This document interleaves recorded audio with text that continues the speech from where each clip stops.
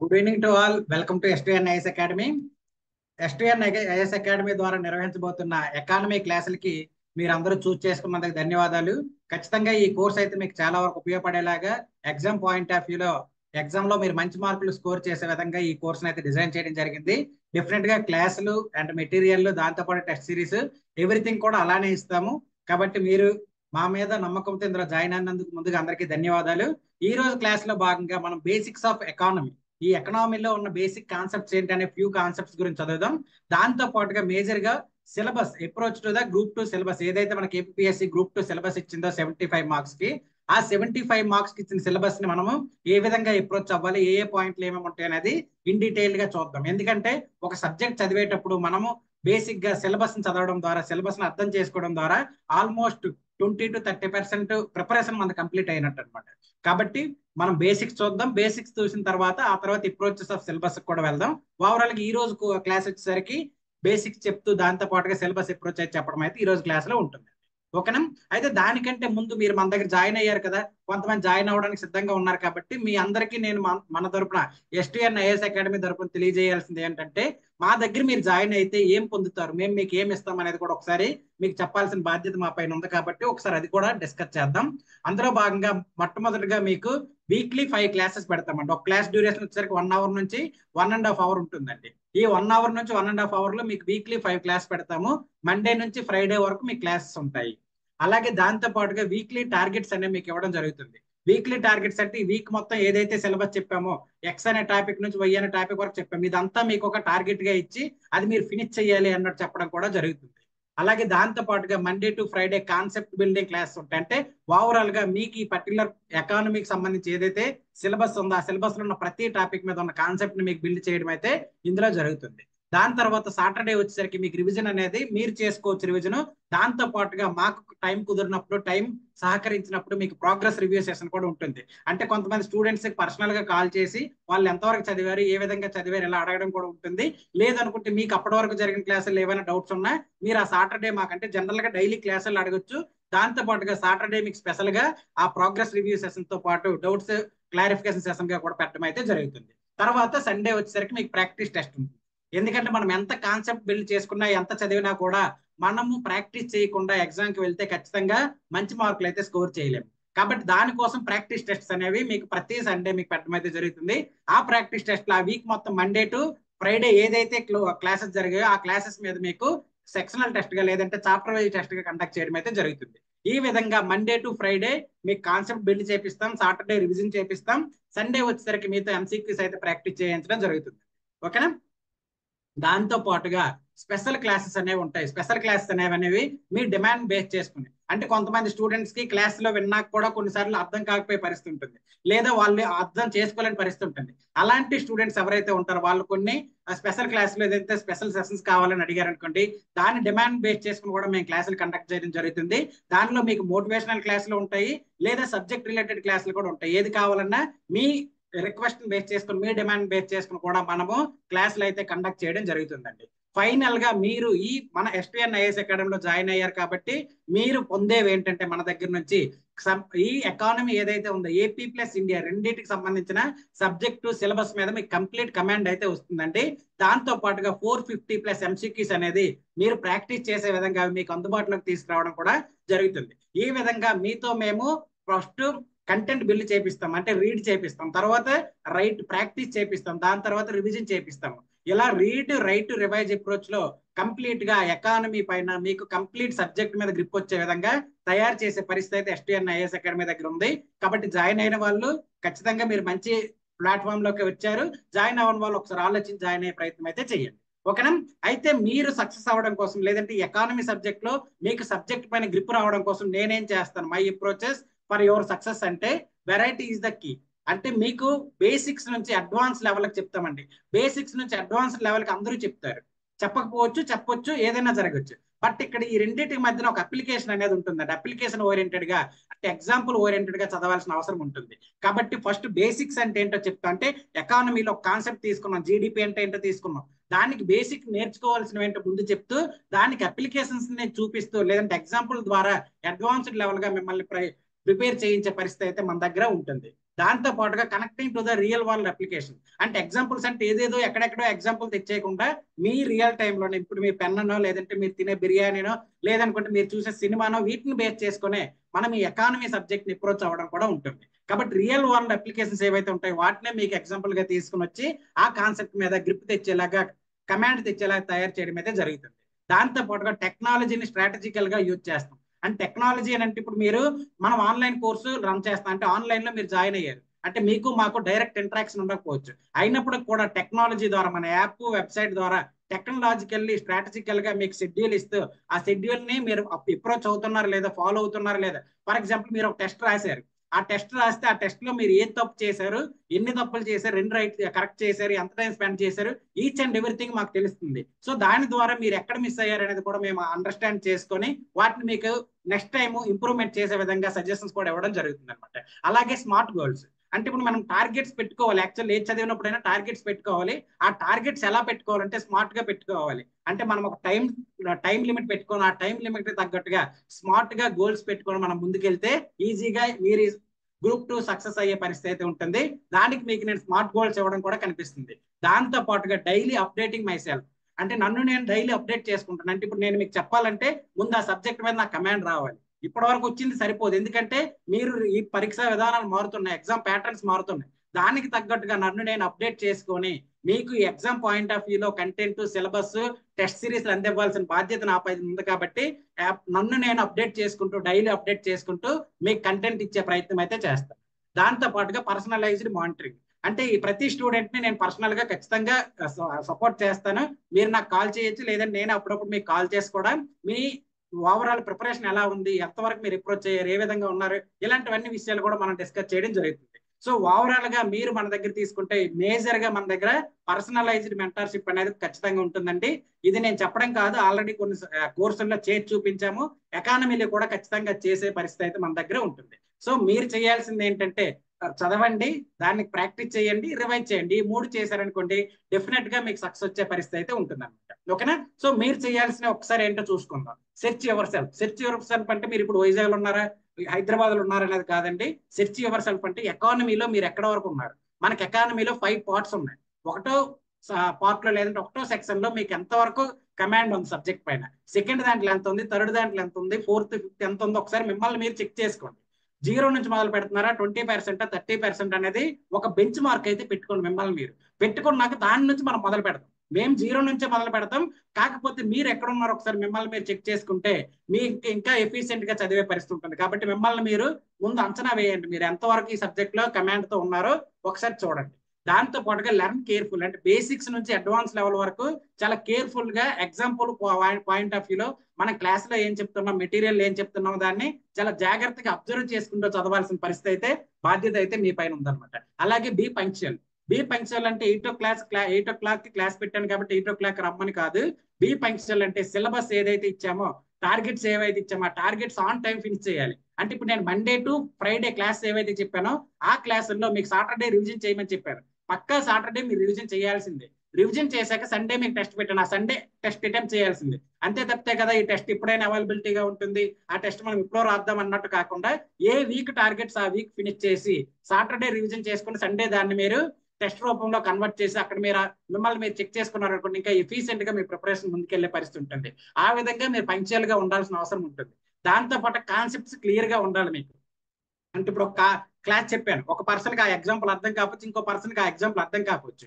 అలా అని మీకు అర్థం కాలేదని మీరు సైలెంట్ గా ఉండొద్దు. అప్పుడైనా అడగండి, లేదంటే క్లాస్ అయిపోయిన తర్వాత నాకు పర్సనల్ కాల్ చేసి అడిగినా కానీ ఆ కాన్సెప్ట్ మీద మీకు క్లారిటీ రావాల్సిన అవసరం అయితే ఉంది. అంతే తప్పితే కానీ స్కిప్ అయితే చెయ్యొద్దు. దానివల్ల మిమ్మల్ని మీరు మోసం చేసుకున్నట్టే తప్పితే కానీ ఇంకా వేరే ఉపయోగం అయితే ఉండదు. కాబట్టి కాన్సెప్ట్స్ మీద క్లారిటీగా ఉండే పరిస్థితి చేయండి. దాంతో పాటుగా మీకు డౌట్స్ ఎలాంటి ఉన్నా కూడా అడగండి. 90% మీకు సాల్వ్ చేయగలుగుతాను డౌట్స్. నేను సాల్వ్ చేయలేకపోయినా కూడా నేను నేర్చుకునే మీకు చెప్తాను తప్పితే గానీ ఆ డౌట్ గా ఉండే పరిస్థితి ఎట్టి పరిస్థితిలో ఉండదు. ఓకేనా? కాబట్టి మీ సైడ్ నుంచి ఈ పనులు చేయండి, చేసి ఫైనల్ గా కాన్సెప్ట్స్ బిల్డ్ చేసుకోండి, ప్రాక్టీస్ చేయండి, రివిజన్ చేయండి. ఈ 3 చేస్తే అది ఎలాంటి ఎగ్జామ్ కైనా ఇదే సింపుల్ సక్సెస్ మంత్రం అనమాట. వీటిని మీరు పట్టుకున్నారనుకోండి డెఫినెట్ గా మీరు సక్సెస్ అయ్యే పరిస్థితి అయితే ఉంటుంది. ఇది మీరు చేయాల్సింది, మేము చేయాల్సింది, ఓవరాల్ గా ఈ STN IAS అకాడమీ మీకు చేయబోతున్నది. కాబట్టి ఇవి ఖచ్చితంగా మేము ఏవైతే ఇప్పుడు నేను చెప్పానో అవన్నీ మీకు 100% అందించే పరిస్థితి ఉంటుంది. కాబట్టి డెఫినెట్ గా మీరు వర్రీ అవ్వాల్సిన అవసరం లేదు. ఓవరాల్ గా ఈ కోర్స్ డ్యూరేషన్ వచ్చేసరికి మనం 60+ అవర్స్ అనుకున్నాం కదా, మాక్సిమం 60 to 65 అవర్స్ లో మీకు ఈ సిలబస్ మొత్తం ఫినిష్ చేస్తాం. మొత్తం 5 పార్ట్స్ లో ఉన్న సిలబస్ ఏదైతే ఉందో ఆ సిలబస్ అంతటిని ఫినిష్ చేస్తాం. రఫ్ గా ఇది మీకు ఒక 2 months కోర్స్ అనమాట.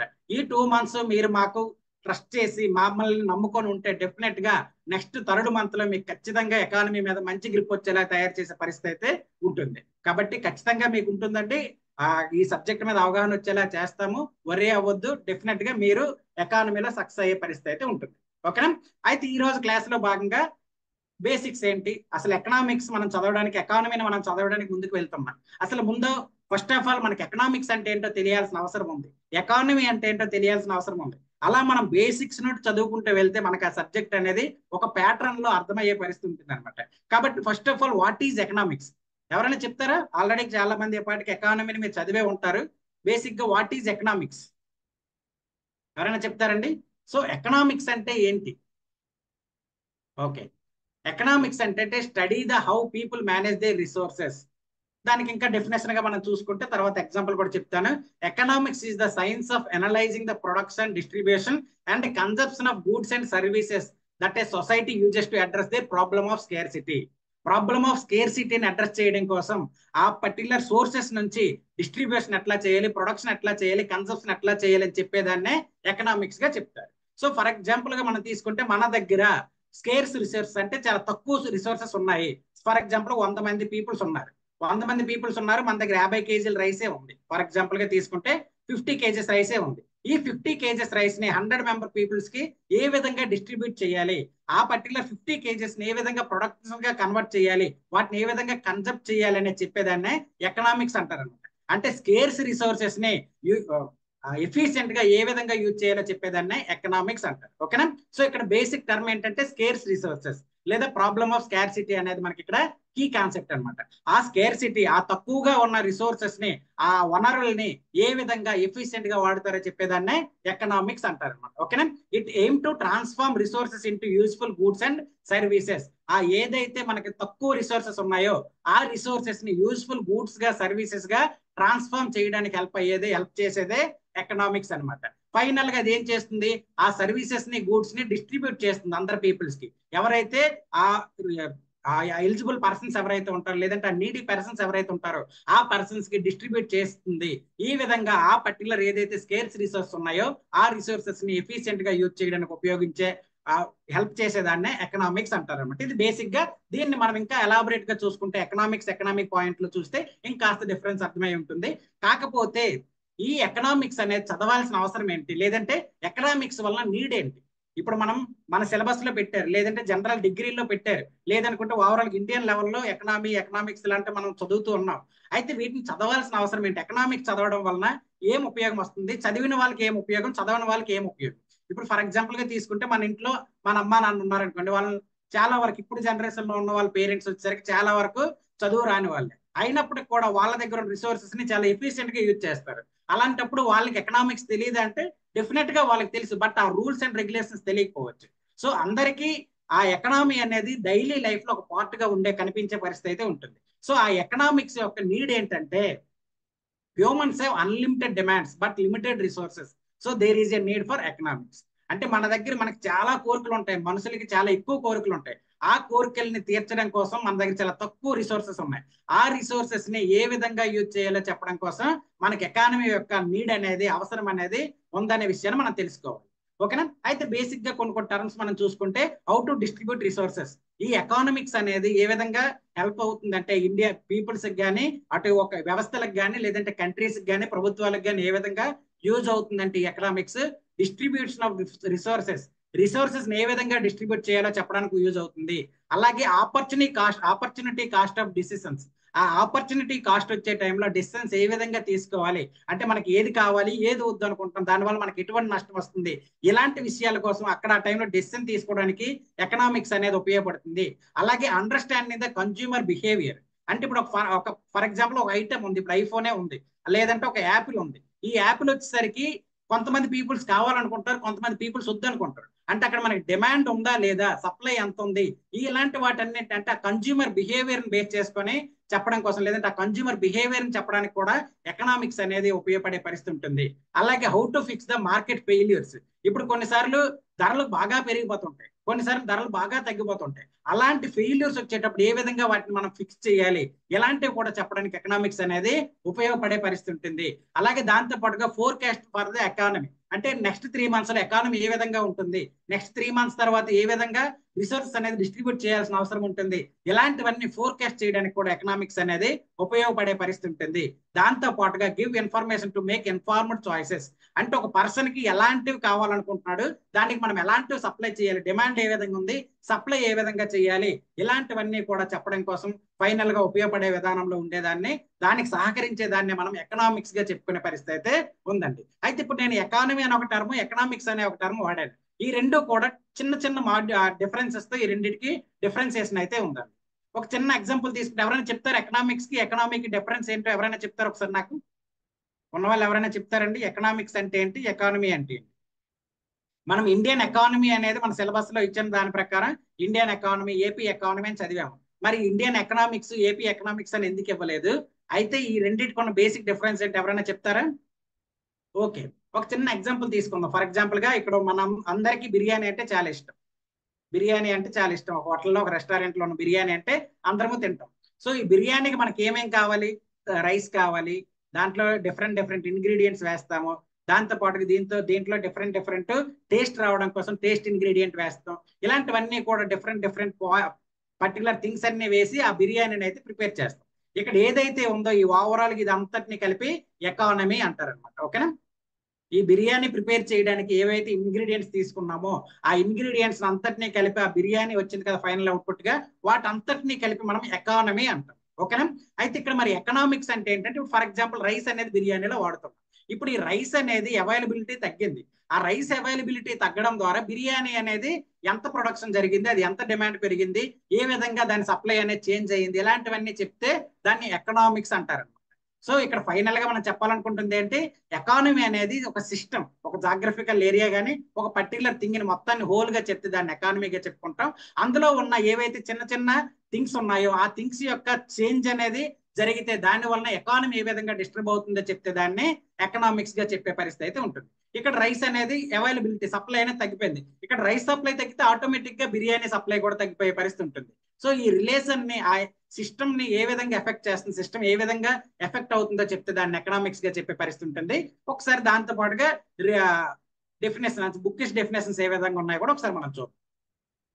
సో బేసిక్ గా ఎకనామీ అంటే సిస్టమ్ ఆఫ్ యాక్టివిటీస్, అక్కడ ఏదైతే హోల్ గా ఉందో అక్కడ ఉన్న అన్ని యాక్టివిటీస్ అంతటినీ కలిపి ఎకానమీగా చెప్తారు. స్టడీ ఆఫ్ దోస్ యాక్టివిటీస్, ఆ యాక్టివిటీస్ ఏవైతే ఉన్నాయో ఆ యాక్టివిటీస్ చదివేదాన్ని ఎకనామిక్స్ గా చెప్పే పరిస్థితి అయితే ఉంటుంది. ఓకేనా? So economy is the system of production, distribution and consumption of goods and services within a country or a region. ఒక రీజియన్ లో ఉన్న ఏదైతే గూడ్స్ అండ్ సర్వీస్ ఉన్నాయో అవి ఏ విధంగా ప్రొడ్యూస్ అవుతున్నాయి, ఏ విధంగా డిస్ట్రిబ్యూట్ అవుతున్నాయి, ఏ విధంగా కన్సెప్ట్ అవుతున్నాయి అని చెప్తే దాన్ని ఎకానమీ అంటారు. ఓకేనా? ఎకనామిక్స్ అంటే economics is the study of production, distribution, consumption of goods and service and the behaviour and interaction of the individual business and governments with in an economic system. ఈ ఎకానమీలో ఉన్న ఏవైతే పర్టికులర్ డిస్ట్రిబ్యూషన్, ప్రొడక్షన్, అక్కడ ఉన్న agents ఏవైతే economic agents ఉన్నాయో ఆ economic agents ఆ పర్టికులర్ ఎకానమీని ఏ విధంగా డిస్టర్బ్ చేస్తున్నాయో చెప్తే దాన్ని ఎకనామిక్స్ గా చెప్పే పరిస్థితి అయితే ఉంటుంది. ఓకేనా? అయితే మేజర్ గా ఎకానమీ అనేది involves in practical application of economics. ఈ ఎకనామిక్స్ అనేది థియరిటికల్ గా ఉంటుందండి, ప్రిన్సిపల్స్ లెక్క ఉంటుంది. అంటే లా ఆఫ్ డిమాండ్ అని, లా ఆఫ్ సప్లై అని, అలాగే ఇన్ఫ్లేషన్ అని, ఇలా డిఫరెంట్ డిఫరెంట్ గా థియరీస్ ఉంటాయి. అంటే అక్కడ పర్టికులర్ గా ప్రిన్సిపల్స్ ఉంటాయి. ఆ ప్రిన్సిపల్స్ ని బేస్ చేసుకొని ఎకానమీ ఏ విధంగా డిస్టర్బ్ అయిందో చెప్తే దాన్ని ఎకనామిక్స్ గా చెప్తాము. అలా కాకుండా ఆ పర్టికులర్ ప్రాక్టికల్ అప్లికేషన్స్ అనేది రియల్ టైమ్ లోకి వస్తే దాన్ని ఎకానమీగా చెప్పే పరిస్థితి ఉంటుంది. సో ఎకానమీ అనేది snapshot of particular moment in a time.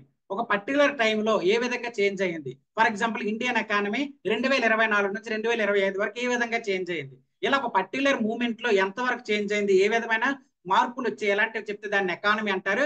ఇది ఆ ట్రెండ్స్ ని అనాలిసిస్ చేస్తుంది, ఆ ప్యాటర్న్ అనాలిసిస్ చేస్తుంది.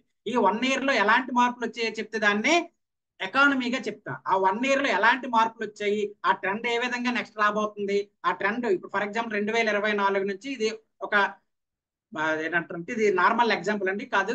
So normal example for example గా 2024 నుంచి 2025 వరకు ఇండియన్ జీడిపి 9% ఉందనుకో.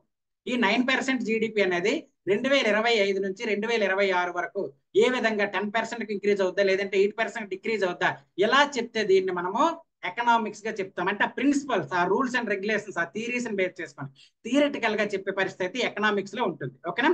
Often used in practical sense by policy makers, business leaders. ఈ ఎకానమీ అనేది ఏంటంటే పాలసీ మేకింగ్ లో కానీ ఇలాంటి విషయాల్లో ఎకానమీ అనేది ఉండడం కనిపిస్తుంది.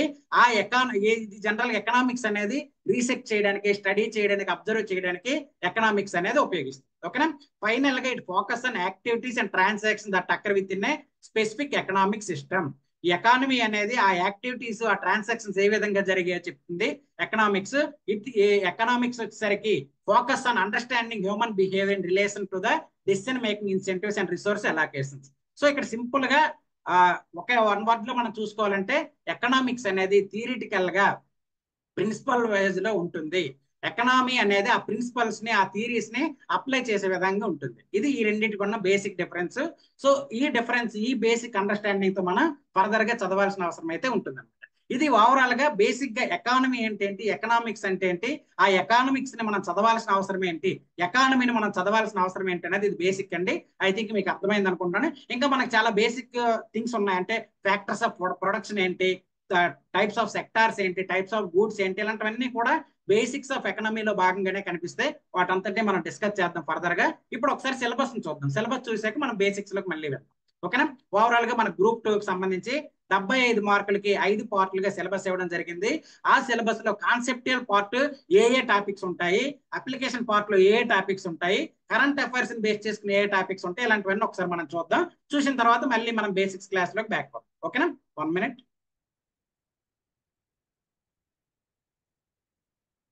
నా స్క్రీన్ షేర్ అయిందండి, ఒకసారి ఎవరైనా చెప్తారా?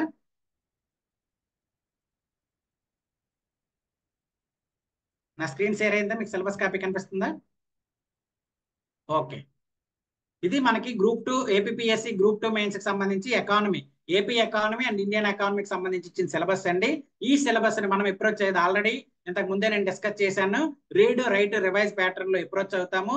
ఫస్ట్ ఫేజ్ లో మీకు క్లాస్ ఉంటాయి. సెకండ్ ఫేజ్ లో అంటే ప్యారలల్ గానే జరుగుతుంది. అక్కడ మీకు 450+ క్వశ్చన్స్ ఇస్తాము. దాంతో పాటు ఎగ్జామ్ 10 to 15 days బిఫోర్ మీకు రివిజన్ క్లాసెస్ ఉంటాయి. మీకు ఏదో క్లాసులు చెప్పి వదిలేయం, ఎగ్జామ్కి వెళ్లే ముందు మీతో రివిజన్ కూడా చేపిస్తాం. దాంతో పాటు ఈ మధ్య కాలంలో కొంత కరెంట్ అఫైర్స్ అనేది అప్డేట్ అవ్వడం జరుగుతుంది. ఆ కరెంట్ అఫైర్స్ కూడా స్పెషల్ గా ఫోకస్ చేస్తూ మీకు ఆ లాస్ట్ ఫేజ్ లో అందివ్వడం అయితే జరుగుతుంది. ఈ విధంగా మన కోర్స్ ఉంటుంది. సో ఓవరాల్ గా మనకు సిలబస్ లో 5 పార్ట్లు అనేవి ఇవ్వడం జరిగిందండి. 5 పార్ట్స్ ఇచ్చారు. ఆ 5 పార్ట్స్ లో మొట్టమొదటి పార్ట్ వచ్చేసరికి బేసిక్, లేదనుకుంటే structure of Indian economy and economic planning and policies. అంటే ఈ పర్టికులర్ ఏదైతే ఉందో స్ట్రక్చర్ ఆఫ్ ఇండియన్ ఎకానమీ ఏ విధంగా ఉంది, ఎకనామిక్ ప్లానింగ్ ఏ విధంగా వచ్చింది, పాలసీస్ ఏ విధంగా వచ్చాయి అన్నట్టు ఈ 8 కాన్సెప్ట్లని, యాక్చువల్లీ 7 కాన్సెప్ట్లు మాత్రం మనకి సిలబస్ లో ఇచ్చారు. ఈ బేసిక్ కాన్సెప్ట్స్ ఆఫ్ ఎకానమీ అనేది నేను యాడ్ చేశాను. ఎందుకంటే బేసిక్స్ చదవకుండా మనం ఎకానమీని ఎప్పటికీ అర్థం చేసుకోలేము. సో బేసిక్ కాన్సెప్ట్ చదివాక ఎకానమీలోకి వెళ్తాము. ఆ బేసిక్ కాన్సెప్ట్స్ అనేది మీకు డైరెక్ట్ గా ఎగ్జామ్ లో రాకపోవచ్చు, బట్ వాటి అప్లికేషన్స్ అనేవి 99% రావడానికి అయితే అవకాశం ఉంటుంది. సో ఫస్ట్ గా ఈ పర్టికులర్ పార్ట్ 1 లో వచ్చేసరికి మీకు ఆల్మోస్ట్ అంతా కూడా కాన్సెప్టువల్ గానే ఉంటుందండి. ఇక్కడ కరెంట్ అఫైర్స్ అనేది చాలా తక్కువ ఉంటుంది. 1 or 2 కాన్సెప్ట్ల దగ్గరే కరెంట్ అఫైర్స్ అనేది ఉంటుంది. రిమైనింగ్ అంతా మీకు కాన్సెప్ట్ అర్థం అవ్వాల్సిన అవసరం అయితే ఉంటుంది. ఓకేనా. So first basic concepts of ఎకానమీలో మనం చూస్తాము. దాంతో పాటుగా సెకండ్ చాప్టర్ వచ్చేసరికి economic growth and development. Growth అంటే ఏంటి, డెవలప్మెంట్ ఏంటి అనేది మనం చదువుతూ అందులో గ్రోత్ ఇండికేటర్స్ ఏముంటాయి, ఎకనామిక్ డెవలప్మెంట్ ఇండికేటర్స్ ఏముంటాయి, ఆ ఇండికేటర్స్ ఏ విధంగా చదివితే దానివల్ల ఎకానమీ ఏ విధంగా ఉందో చెప్పడం కోసం ఈ సెకండ్ చాప్టర్ అయితే ఉంటుందండి. దాని తర్వాత నేషనల్ ఇన్కమ్ ఆఫ్ ఇండియా. ఈ నేషనల్ ఇన్కమ్ అంటే మనకి జీడిపి, జిఎన్పి, ఈ పెర్ క్యాపిటల్ ఇన్కమ్ ఇలాంటివన్నీ ఉంటాయి. అక్కడ వాటిని మెజర్ చేయడం ఎలాగా, ఆ మెజర్ చేసిన దాని వలన ఉపయోగాలు ఏంటి, ఇలాంటి విషయాలన్నీ కూడా మనం థర్డ్ చాప్టర్ లో చదువుతాము. ఫోర్త్ చాప్టర్ లో strategy of planning in India. మనకి ప్లానింగ్ కమిషన్ అనేది ఉండేది. ఆ ప్లానింగ్ కమిషన్ ద్వారా డిఫరెంట్ 5 year ప్లాన్స్ అనేవి మనకు రావడం జరిగింది. 5 year ప్లాన్స్ అయితే వచ్చాయి. ఆ ప్లాన్స్ మొత్తం మనం చదవాలంటే మొత్తం కాదని అందులో కొన్ని మేజర్ ఉన్నాయి. ఒకటో ప్లాన్ లో ఏం చదవాలి, సెకండ్ ప్లాన్ లో ఏం చదవాలి, థర్డ్ లో ఏం చదవాలి, అలా ప్రతి ప్లానింగ్ లో ఇప్పటి వరకు వచ్చిన ప్లానింగ్స్ ఏవైతే ప్లానింగ్ కమిషన్స్ లేదంటే ఆ ప్లానింగ్స్ ఏ ఉన్నాయి 5 year ప్లాన్స్, వాటన్నింటి గురించి కూడా మనం డిస్కస్ చేయడం జరుగుతుంది. ఆ ప్లానింగ్ కమిషన్ ప్లేస్ లో, ఆ ప్లానింగ్ 5 year ప్లాన్ ప్లేస్ లో మనకి నీతి ఆయోగ్ తీసుకురావడం జరిగింది. ఆ నీతి ఆయోగ్ గురించి కూడా మనము ఇన్ డీటెయిల్ గా చదవడం జరుగుతుంది అనమాట. ఈ విధంగా మనం బేసిక్స్ నుంచి నెక్స్ట్ ఒక్కొక్క ఇక్కడ ప్రతిదీ మీరు అబ్జర్వ్ చేస్తే ఏ చాప్టర్ ఆ చాప్టర్ లింక్ ఉండేలాగా నేను సెట్ చేశానండి. బేసిక్ కాన్సెప్ట్ చదివాక ఎకనామిక్ గ్రోత్ డెవలప్మెంట్ చదువుతాము. ఆ గ్రోత్ డెవలప్మెంట్ చదివాక నేషనల్ ఇన్కమ్ అనేది చదువుతాము. నేషనల్ ఇన్కమ్ చదివాం కాబట్టి ఇప్పటి వరకు ఏ విధంగా ప్యాటర్న్ ఉంది ఇండియాలో, ఎటువంటి ఇంప్రూవ్మెంట్స్ ఉన్నాయి, ఎటువంటి విధంగా ఇండియన్ ఎకానమీ చేంజ్ అయిందనే చదువుతాము. అలాగే దాంతో పాటుగా ఎకనామిక్ రిఫార్మ్స్ మనకి 1991 లో తీసుకొచ్చిన ఏవైతే ఎకనామిక్ రిఫార్మ్స్ ఉన్నాయో ఆ రిఫార్మ్స్ గురించి కూడా డీటెయిల్ గా చదువుతాము. అలాగే డీసెంట్రలైజేషన్ ఆఫ్ ఫైనాన్షియల్ రిసోర్సెస్, మనకి ఫైనాన్స్ కమిషన్ అనేది ఎక్కడ వస్తుంది, ఆ ఫైనాన్స్ కమిషన్ ఏ విధంగా రిసోర్సెస్ డిస్ట్రిబ్యూట్ చేస్తుంది, ఏ విధంగా స్టేట్స్ కి మధ్యన ఎలా, స్టేట్ కి సెంట్రల్ కి మధ్యన ఎలా, ఏ విధంగా డిస్ట్రిబ్యూట్ చేస్తుంది అనేది చదువుతాము. దాంతో పాటు 8th చాప్టర్ వచ్చేసరికి ఆక్యుపేషనల్ ప్యాటర్న్, అలాగే sectoral distribution of Indian economy లేదంటే income in India. So overall ఇక్కడ ఆక్యుపేషనల్ ప్యాటర్న్ ఏ విధంగా ఉంది, ఇక్కడ మనకి మేజర్ గా అన్ఎంప్లాయ్మెంట్ అనేది ఒక టాపిక్ ఉంటుందండి. మనకి సిలబస్ లో ఎక్కడా కూడా అన్ఎంప్లాయ్మెంట్ అనేది డైరెక్ట్ గా మెన్షన్ చేయలేదు, కాకపోతే 8th చాప్టర్ లో భాగంగా మనం అన్ఎంప్లాయ్మెంట్ చదువుతాము. దాంతో పాటుగా అగ్రికల్చర్ సెక్టర్ లో ఏ విధమైన ఎంప్లాయ్మెంట్ ఉంది, సర్వీస్ సెక్టర్ లో ఏ విధంగా ఉంది, అలాగే డిఫరెంట్ మ్యానుఫ్యాక్చరింగ్ సెక్టర్ లో ఏ విధంగా ఉంది, ఇలాంటివన్నీ ఇక్కడ చదవడం జరుగుతుంది. సో ఓవరాల్ గా ఈ పర్టికులర్ ఫస్ట్ చాప్టర్ లేదంటే ఫస్ట్ యూనిట్ లో మనకి సెకండ్ చాప్టర్ ఒకటే కొద్దిగా స్టాటిక్ పాయింట్ లో కనిపించే పరిస్థితి ఉంటుందండి. రిమైనింగ్ అంతా కూడా కాన్సెప్టువల్ అనమాట. First third chapter, fourth chapter, fifth chapter, ఈ మూడు మనకి మేజర్ గా కాన్సెప్టువల్ గా స్టాటిక్ పాయింట్ ప్లస్ కాన్సెప్ట్ రెండు కలిపి ఉంటాయి. రిమైనింగ్ అన్ని కూడా కాన్సెప్ట్ ఓరియంటెడ్ గా ఉంటాయి. ఇది చాలా చిన్న పార్ట్ అండి. ఈ చిన్న పార్ట్ మనం ఈజీగా గుర్తుపెట్టుకోవచ్చు. దీని నుంచి మనం 5 to 10 క్వశ్చన్స్ ఈజీగా ఎక్స్పెక్ట్ చేయొచ్చు. అందులో ఎస్పెషల్లీ చాప్టర్ 3 ఏదైతే ఉందో ఆ చాప్టర్ 3 లో మీరు 3 క్వశ్చన్స్ వరకు కూడా ఎక్స్పెక్ట్ చేసే పరిస్థితి అయితే ఉంది. ఈ విధంగా మనకి ఫస్ట్ చాప్టర్ ఇవ్వడం జరిగింది. సెకండ్ చాప్టర్ వచ్చేసరికి లేదంటే సెకండ్ పార్ట్ వచ్చేసరికి money, banking, public finance and foreign trade. ఇది చిన్న పార్ట్ లో కనిపించినప్పుడు కూడా ఆల్మోస్ట్ ఎకానమీ అంతా ఇక్కడే ఇచ్చాడండి. మనకి ఇండియన్ ఎకానమీని మనం చదివేటప్పుడు ఏవైతే ఉంటాయో అవన్నీ కూడా ఈ సెకండ్ పార్ట్ లోనే ఉంటాయి. ఈ సెకండ్ పార్ట్ అనేది చాలా జాగ్రత్తగా మనం చదవాల్సిన అవసరం ఉంది. ఇక్కడ మనకి దాదాపుగా 15+ క్వశ్చన్స్ రావడానికి అవకాశం ఉంది. ఓకేనా? అందులో భాగంగా functions and methods of money supply, money supply యొక్క ఫంక్షన్స్ ఏ విధంగా ఉంటాయి, ఆ మనీ సప్లైని ఏ విధంగా మెజర్ చేయాలి, మనకి M0 నుంచి మొదలవుతాయి. M0, M1, M2 అంటే ఏంటి, ఇలాంటివన్నీ మనీ సప్లైలో కొన్ని పాయింట్స్ ఉంటాయి, వాటిని మనం చదువుతాము. అలాగే రిజర్వ్ బ్యాంక్ ఆఫ్ ఇండియా దాని ఫంక్షన్స్, దాని మోనిటరీ పాలసీ ఏ విధంగా ఉంటుంది, ఆ మనీని క్రెడిట్ మనీ సప్లైని ఏ విధంగా అది మానిటర్ చేస్తుంది, లేదంటే ఏ విధంగా ఎక్స్పాండ్ చేస్తుంది, ఏ విధంగా దాన్ని కంపాక్ట్ చేస్తుంది అనేది కూడా మనము ఇక్కడ చదవడం కనిపిస్తుంది. అలాగే చాప్టర్ 3 లో ఇండియన్ బ్యాంకింగ్ స్ట్రక్చర్, ఆ ఇండియన్ బ్యాంక్స్ అనేవి ఏ విధంగా ఉన్నాయి, షెడ్యూల్ కమర్షియల్ బ్యాంక్స్ ఏంటి, ప్రైవేట్ బ్యాంక్స్ ఏంటి, అలాగే మనకి స్మాల్ ఫైనాన్స్ బ్యాంక్స్ అంటే ఇలా డిఫరెంట్ బ్యాంకింగ్ స్ట్రక్చర్స్ అనేవి ఉంటాయి. వాటిని థర్డ్ చాప్టర్ లో చదువుతాము. ఫోర్త్ చాప్టర్ వచ్చేసరికి ఇన్ఫ్లేషన్ అంటే ఏంటి, ఆ ఇన్ఫ్లేషన్ లో టైప్స్ ఏంటి, జనరల్ టైప్స్ వేరు, ఎగ్జామ్ పాయింట్ ఆఫ్ వ్యూ ఇచ్చే పాయింట్స్ వేరు అనమాట. ఎందుకంటే ఇన్ఫ్లేషన్ మనం జనరలైజ్డ్ గా చదివే వెళ్తాము, కాకపోతే ఎగ్జామ్ పాయింట్ ఆఫ్ వ్యూలో వాడు ఇంకాస్త డెప్త్ గా వెళ్లే పరిస్థితి ఉంటుంది. ఎస్పెషల్ ఇక్కడ కరెంట్ అఫైర్స్ చాలా ఎక్కువ యాడ్ అవుతాయండి. ఎందుకంటే కొత్తగా వచ్చేస్తున్నాయి అనమాట. యాక్చువల్లీ ఇన్ఫ్లేషన్ టర్మ్స్ అనేవి కొత్తగా రావడానికి అవకాశం ఉంటుంది. రీసెంట్ గా ఒక కొత్త టర్మ్ వచ్చింది అనమాట, స్టిక్కీ ఇన్ఫ్లేషన్ అని ఒకటి వచ్చింది. అలాగే దానికి ముందు కూడా మనకి డిఫరెంట్ ఇన్ఫ్లేషన్ టైప్స్ అయితే రావడం కనిపిస్తుంది. మనకి స్టాగ్ఫ్లేషన్ అని, గ్రీన్ఫ్లేషన్ అని, ఇలా డిఫరెంట్ టర్మ్స్ అయితే ఉండడం కనిపిస్తుంది. సో ఇది కరెంట్ అఫైర్స్ బేస్డ్ గా మనం ఇన్ఫ్లేషన్ ని ఎక్కువగా చదవాల్సిన అవసరం ఉందన్నమాట. అలాగే నెక్స్ట్ 5th చాప్టర్ వచ్చేసరికి ఫిస్కల్ పాలసీ. ఈ ఫిస్కల్ పాలసీ అనేది చాలా జాగ్రత్తగా చదవాలి, ఎందుకంటే ఇక్కడ ఎక్కువ స్టాటిక్ పార్ట్ ఉండడం కనిపిస్తుంది. ఆ స్టాటిక్ అర్థమైతేనే ఈ ఫిస్కల్ పాలసీని మనం అర్థం చేసుకునే పరిస్థితి ఉంటుంది. దాని తర్వాత ట్యాక్స్ స్ట్రక్చర్, మనకి సిలబస్ లో జిఎస్టీ గురించి మేజర్ గా మెన్షన్ చేసినప్పుడు కూడా రిమైనింగ్ ట్యాక్స్ ఏవైతే ఉన్నాయో వాటి గురించి కూడా మనము ఇన్ డెప్త్ గా చదివే పరిస్థితి ఉంటుంది. ఈ చాప్టర్ 7 అనే చాప్టర్ 7 రీసెంట్ ఇండియన్ బడ్జెట్ అని ఇచ్చారు కదా, అది కంప్లీట్ గా కరెంట్ అఫైర్స్ ఓరియంటెడ్. ఈ 2024 సంబంధించి ఇంకా మనకు బడ్జెట్ రాలేదు, అయినప్పటికీ కూడా మనకు ఆల్రెడీ ఇంటీరియం బడ్జెట్ అనేది రిలీజ్ చేయడం జరిగింది. ఆ ఇంటీరియం బడ్జెట్ ని దాంతో పాటు ఇప్పుడు త్వరలో రాబోతున్న ఇండియన్ బడ్జెట్ ని రెండింటిని మనం చదవాలి. అలాగే దాంతో పాటు 2023లో కొన్ని మేజర్ స్కీమ్స్, కొన్ని మేజర్ ఇనిషియేటివ్స్ తీసుకురావడం జరిగింది. వాటిని కూడా మనం ఇండియన్ బడ్జెట్ లో చదవాల్సిన అవసరం ఉంది. ఇక్కడ రీసెంట్ అన్నాడు కదా అని ఈ ఇయర్ చదువుతామంటే సరిపోకపోవచ్చు అండి, ఎందుకంటే కొన్ని మేజర్ ఇనిషియేటివ్స్ అనేది లాస్ట్ ఇయర్ కూడా రావచ్చు. కాబట్టి లాస్ట్ 2 years బడ్జెట్స్ అయితే ఒకసారి మనం చదవాల్సిన అవసరం ఉంది. అది ఇక్కడ చెప్పడం కూడా మీకు జరుగుతుంది. దాంతో పాటుగా ఇండియాస్ బ్యాలెన్స్ ఆఫ్ పేమెంట్, ఇక్కడ మనకి కరెంట్ అకౌంట్, క్యాపిటల్ అకౌంట్ ఇలాంటివన్నీ రావడం జరుగుతుంది. ఇది ఓవరాల్ గా ఎక్స్టర్నల్ సెక్టర్ గురించి చెప్పే పరిస్థితి అయితే చాప్టర్ 8 లో ఉంటుంది. తర్వాత చాప్టర్ 9 ఫారెన్ డైరెక్ట్ ఇన్వెస్ట్మెంట్. ఇక్కడే మనకి ఎఫ్డిఐ, ఎఫ్పిఐస్, డిఫరెంట్ సోర్సెస్ ఏ విధంగా వస్తాయి, ఆటోమేటిక్ రూట్ లో వస్తున్నాయా, డైరెక్ట్ రూట్ లో వస్తున్నాయి, ఇలాంటివన్నీ కూడా ఇక్కడ చదవడం జరుగుతుంది. సో ఇక్కడ మీరు అబ్జర్వ్ చేస్తే మేజర్ 5 కాన్సెప్ట్స్ అనేది ఈ పార్ట్ 2 లో ఇచ్చేయడం జరిగిందండి. ఫస్ట్ మనీ గురించి, మనీ అండ్ బ్యాంకింగ్ గురించి ఇక్కడ ఇచ్చేసాడు. అలాగే ఇన్ఫ్లేషన్ ఇచ్చాడు, దాంతో పాటుగా ట్యాక్స్ గురించి ఇచ్చాడు, అలాగే దాంతో పాటుగా ఎక్స్టర్నల్ సెక్టార్ కూడా ఇచ్చాడు. సో ఓవరాల్ గా దాదాపు 4-5 మేజర్ ఇండియా అసలు ఎకానమీ మనం చదివేటప్పుడు ఏదైతే మేజర్ కాన్సెప్ట్స్ ఉంటాయో అవన్నీ కూడా పార్ట్ 2 లోనే ఇవ్వడం జరిగింది. కాబట్టి ఈ పార్ట్ 2ని మనం చాలా జాగ్రత్తగా, చాలా ఓపిక్ గా చదవాల్సిన అవసరం ఉందండి. ఇక్కడ 15-20 క్వశ్చన్లు రావడానికి కూడా హై పాసిబిలిటీ ఉందన్నమాట. ఆ విధంగా దీన్ని మనం అప్రోచ్ అవుతాం, ప్రాబ్లం ఏం లేదు. తర్వాత ఈ నెక్స్ట్ వచ్చే చాప్టర్స్ అన్ని కూడా పైన మనం ఏవైతే చదివామో వాటి అప్లికేషన్స్ గా మాక్సిమం కనిపించే పరిస్థితి ఉంది. సో మీరు ఫస్ట్ చాప్టర్ లో కాన్సెప్ట్ చదువుకొని సెకండ్ చాప్టర్ లో ఇన్ డెప్త్ గా చదివారనుకోండి, ఆల్మోస్ట్ ఎకానమీ మనం 70% ఫినిష్ చేసినట్టే. 70% ఇక్కడ ఎకానమీ మనం ఫినిష్ చేసినట్టే. ఆ 30% అనేది ఇందులో పైదాన్నే ఇక్కడ అటు ఇటు అప్డేట్ అవుతూ అక్కడిది పెడుతూ రావడం అయితే జరుగుతుంది. అందులో భాగంగా మనకి పార్ట్ 3 లో అగ్రికల్చర్, ఇండస్ట్రియల్, సర్వీస్ సెక్టార్ గురించి ఇచ్చారు. అంటే అగ్రికల్చర్ గురించి సపరేట్ గా మనం చదవాలి, ఇండస్ట్రీస్ గురించి సపరేట్ గా చదవాలి, దాంతో పాటుగా సర్వీస్ సెక్టార్ గురించి కూడా ఇండియన్ లో ఏదైతే ఉంది, ఇండియన్ లెవెల్, ఇది ఇండియా, ఈ పార్ట్ 3 అనేది మేజర్ ఇండియా లెవెల్లో ఉంటుంది. మనకి నెక్స్ట్ పార్ట్ 5 లో ఏపీ లెవెల్లో కూడా ఇవ్వడం జరిగింది. సో ఇండియన్ అగ్రికల్చర్ ప్యాటర్న్ ఏ విధంగా ఉంది, ఆ ప్రొడక్షన్ ఏ విధంగా జరుగుతుంది, అగ్రికల్చర్ రిలేటెడ్ గా ఉన్న ఇష్యూస్ ఏంటి, ఇనిషియేటివ్స్ ఏంటి, ఇవన్నీ కూడా ఇక్కడ మనం చదువుతాం. సో ఇక్కడ స్టాటిక్ ప్లస్ కరెంట్ అఫైర్స్ అనేది చాప్టర్ 1 లో ఉంటుంది. చాప్టర్ 2 మొత్తం మీకు కరెంట్ అఫైర్స్ బేస్డ్ గా ఉంటుంది. ఆ అగ్రికల్చర్ ప్రైసింగ్ పాలసీ, మనకి ఎంఎస్పీ అని ఇలాంటి ఉంటాయి కదా, ఆ ఎంఎస్పీ వాటి గురించి, ఆ procurement prices, issue prices, distribution price, ఇలాంటి అన్నింటి గురించి కూడా ఇది సెకండ్ చాప్టర్ అంతా ఆల్మోస్ట్ కరెంట్ అఫైర్స్ రిలేటెడ్ ఉంటుంది.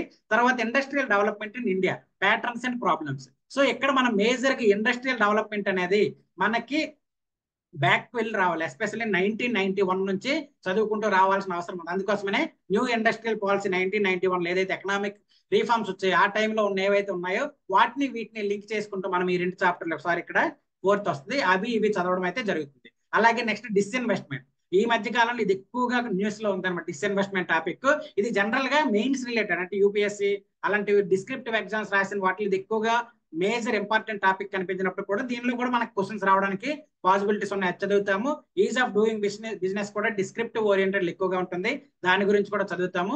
దాంతో పాటు ఇండస్ట్రియల్ సిక్నెస్, అంటే ఇండస్ట్రీస్, ఎంఎస్ఎంఈస్ ఏ విధంగా ఉన్నాయి, లేదంటే లార్జ్ స్కేల్ ఇండస్ట్రీస్ ఏ విధంగా ఉన్నాయి, ఇలాంటివన్నీ కూడా మనము వాటి యొక్క ఏ విధంగా ఇంపాక్ట్ అవుతున్నాయో కూడా చదివే పరిస్థితి ఉంటుంది. తర్వాత సర్వీస్ సెక్టర్, అందులో ఐటీ, ఐటీఎస్ ఇలాంటివన్నీ కూడా ఉంటాయి. సర్వీస్ సెక్టర్ మేజర్ ఇప్పుడు మన ఇండియన్ ఎకానమీలో మేజర్ రోల్ ప్లే చేసేది అగ్రికల్చర్, దాంతో పాటుగా సర్వీస్ సెక్టర్ అనేది మేజర్ గా ప్లే చేస్తుంది. ఓవరాల్ ఇండియన్ ఎకానమీ అగ్రికల్చర్ నుంచి ఇండస్ట్రీని టచ్ చేయకుండా సర్వీస్ సెక్టర్ లోకి వెళ్ళిపోవడం కనిపిస్తుంది. అది ఏ విధంగా ట్రాన్స్ఫర్మేషన్, స్ట్రక్చరల్ ట్రాన్స్ఫర్మేషన్ అనేది ఇండియన్ ఎకానమీలో ఏ విధంగా జరిగిందో కూడా మనం ఫర్దర్ గా చదువుతాం. అవన్నీ కూడా ఇక్కడ మీకు కవర్ అవుతాయి అనమాట. ఈ విధంగా ఇది చాలా చిన్న చాప్టరే, జస్ట్ అగ్రికల్చర్ గురించి మీరు చదివేస్తే రిమైనింగ్ ఇండస్ట్రీస్, సర్వీస్ సెక్టర్ అనేది చాలా తక్కువ, డేటా కూడా అవైలబిలిటీ తక్కువ ఉంటుంది కాబట్టి ఇది ప్రాబ్లం లేదు. ఫస్ట్ 2 చాప్టర్లు అనేది మీరు మేజర్ గా చదివితే నెక్స్ట్ అన్ని చాప్టర్లు కూడా సింపుల్ గా అయిపోతాయి. సో థర్డ్ యూనిట్ కూడా పెద్ద స్ట్రెస్ తీసుకోవాల్సిన అవసరం లేని టాపిక్ గా కనిపిస్తుంది. నెక్స్ట్ వచ్చేసరికి ఈ పర్టికులర్ 4th, 5th ఏవైతే ఉన్నాయి ఇవి ఏపీ ఎకానమీకి సంబంధించినవండి. ఫస్ట్ ఆ 3 కూడా ఇండియన్ ఎకానమీ ప్లస్ ఎకానమీలో ఉన్న బేసిక్ కాన్సెప్ట్స్ మనం చదివితే ఇక్కడ నుంచి 4th and 5th చాప్టర్ వచ్చేసరికి స్పెషల్ గా ఏపీ పైన ఫోకస్ చేస్తూ రావడం కనిపిస్తుంది. సో ఈ 2 చాప్టర్లు కూడా 90% మన కరెంట్ అఫైర్స్ బేస్డ్ గా ఉండే చాప్టర్స్ గా కనిపిస్తుంటాయి అనమాట. ఎందుకంటే మనకి ఎకానమీ ఏదైతే ఉందో, ఎకానమీ అనేది కరెంట్ అఫైర్స్ బేస్డ్ గా చదవాల్సిన అవసరం ఉంటుంది. దానిలో భాగంగా మనం ఏపీలో ఉన్న రీసెంట్ గా మనకి బడ్జెట్ ఇంకా రాలేదు, రాబోతుంది. దాంతో పాటు సర్వేలు రావాల్సి ఉన్నాయి. రీసెంట్ గా కొన్ని వైట్ పేపర్స్ అని రిలీజ్ చేశారు, వీటన్నింటినీ లింక్ చేసుకుంటూ మనం చదువుతాము. ఎందుకంటే మనకి ఎలక్ట్రికల్ రిఫార్మ్స్ లో వైట్ పేపర్ ఏ విధంగా ఉంది, పోలవరంలో ఏ విధంగా ఉంది, ఇలాంటి కొన్ని వైట్ పేపర్స్ రిలీజ్ అయ్యి వాటిలో ఉన్న డేటాని, త్వరలో రాబోతున్న బడ్జెట్ లో ఉన్న డేటాని, ఇలాంటివన్నింటినీ కూడా సమప్ చేస్తూ మీకు ఇక్కడ నేను కంటెంట్ ఇస్తాను, ప్రాబ్లం ఏం లేదు. ఇదంతా మేజర్ కరెంట్ అఫైర్స్ రిలేటెడ్ గా ఎక్కువగా ఉంటుంది, కొంత స్టాటిక్, అంటే ఇక్కడ 20% స్టాటిక్ ఉంటుంది, 80% కరెంట్ అఫైర్స్ ఉండడం కనిపిస్తుంది. ఈ 2 చాప్టర్లు కూడా సేమ్. సో ఆ విధంగా ఇది మనం చదవదు. ఈ 2 చాప్టర్ నుంచి మనం దాదాపుగా 20+ క్వశ్చన్స్ ఎక్స్పెక్ట్ చేయొచ్చు. ఇంకా వాడు డెప్త్ గా వెళ్ళాలంటే 30 క్వశ్చన్స్ కూడా ఇచ్చినా ఆశ్చర్యపోవాల్సిన అవసరం లేదు. 20 క్వశ్చన్స్ అయితే మినిమం పక్కా ఈ 2 చాప్టర్ నుంచి అయితే వస్తాయి. సో అందులో భాగంగా ఏపీలో ఎకనామిక్ గ్రోత్ ఏ విధంగా ఉంది, ఏపీ ఎకనామిక్ స్ట్రక్చర్ ఏ విధంగా ఉంది, మనం ఇండియన్ లెవెల్లో చూసాం, అలాగే ఏపీ లెవెల్లో కూడా చూస్తాం. అక్కడ మనం జీడిపి గురించి చదివాం, ఇక్కడ ఎస్డిపి గురించి చదువుతాం. అలాగే దాంతో పాటుగా ఏపీలో పెర్ క్యాపిటల్ ఇన్కమ్ ఎలా ఉంది అవన్నీ ఫస్ట్ చాప్టర్ లో చదువుతాం. సెకండ్ చాప్టర్ వచ్చేసరికి స్టేట్ రెవెన్యూ ఏ విధంగా ఉంది, ట్యాక్స్ రెవెన్యూ ఏ విధంగా ఉంది, నాన్ ట్యాక్స్ రెవెన్యూ ఏ విధంగా ఉంది, ఇవన్నీ చదువుతాం. ఇక్కడ మీకు చాలా వరకు స్టాటిక్ డేటా ఎక్కువ ఉంటుంది, అవన్నీ గుర్తుపెట్టుకోవాల్సిన అవసరం లేదు. ఎందుకంటే మీకు పాయింట్స్ అనేది ఫర్ ఎగ్జాంపుల్ గా ఇండియన్ ఏపీ ట్యాక్స్ అనేది 9.3% ఎంత ఉంది అన్నట్టు ఒక క్వశ్చన్ ఇస్తారు. అలాంటి క్వశ్చన్స్ ఇప్పుడు ఇచ్చే పరిస్థితి తక్కువ ఉంది.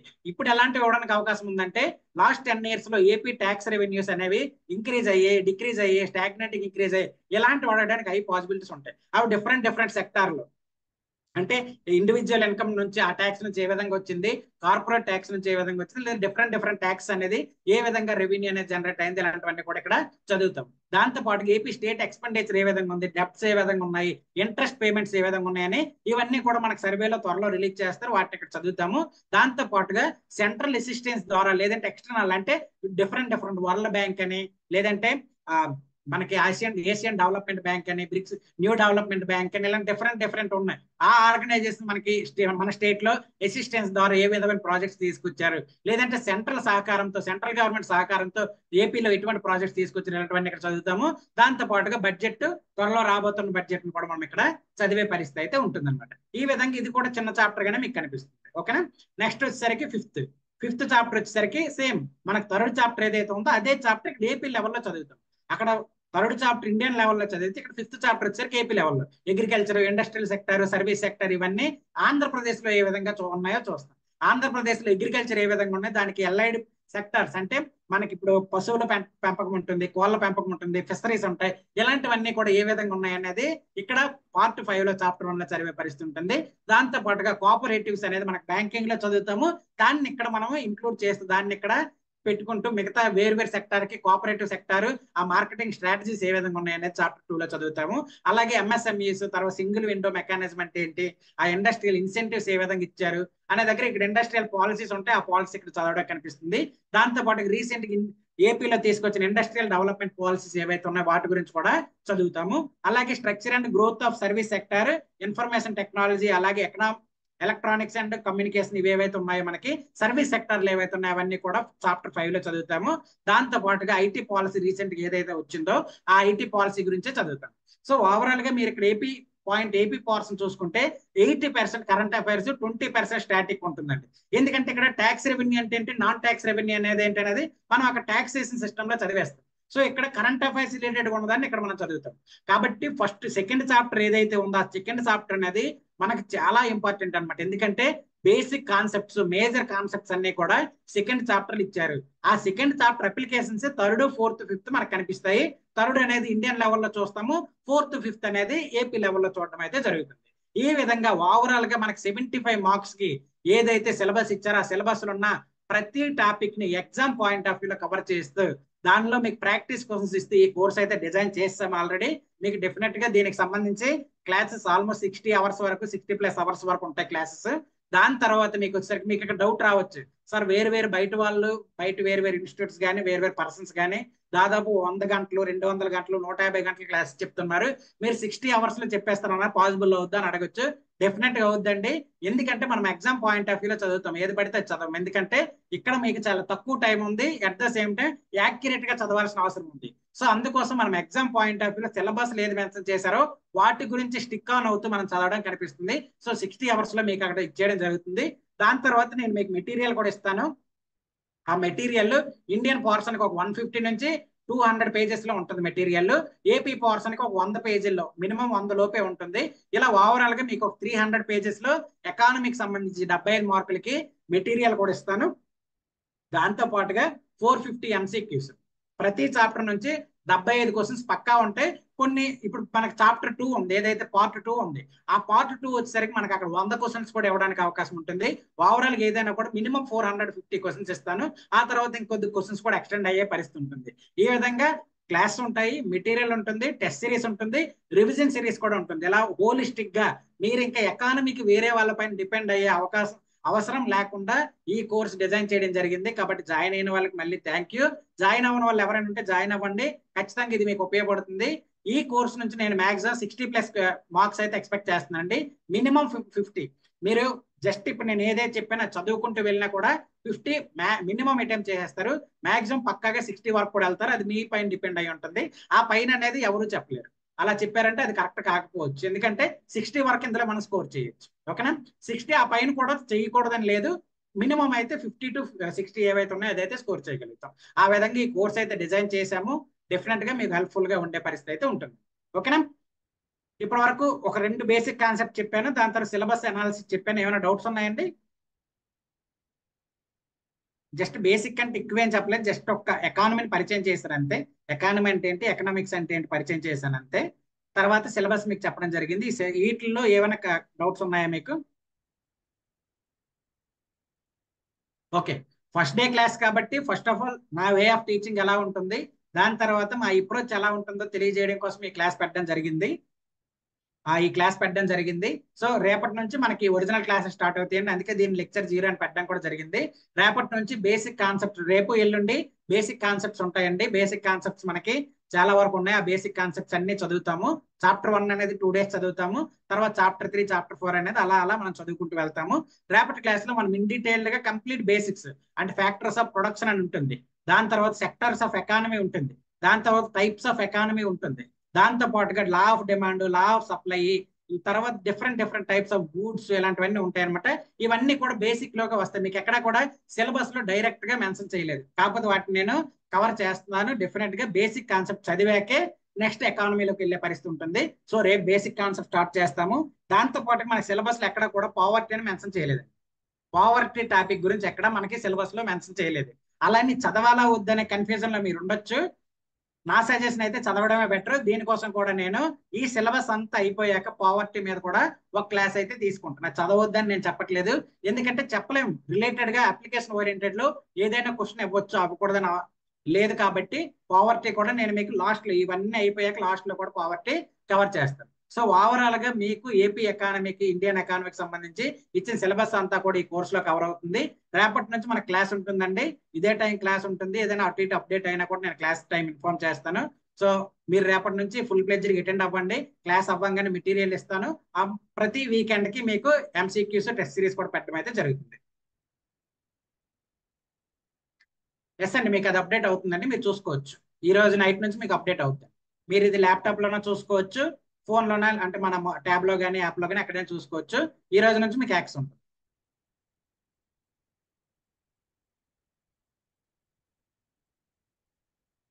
ఇప్పటి వరకు జరిగిన దాంట్లో ఎవరికైనా డౌట్ ఉందండి? రేపటి క్లాస్ లో మనం ఒరిజినల్ క్లాస్ కి వెళ్దామండి.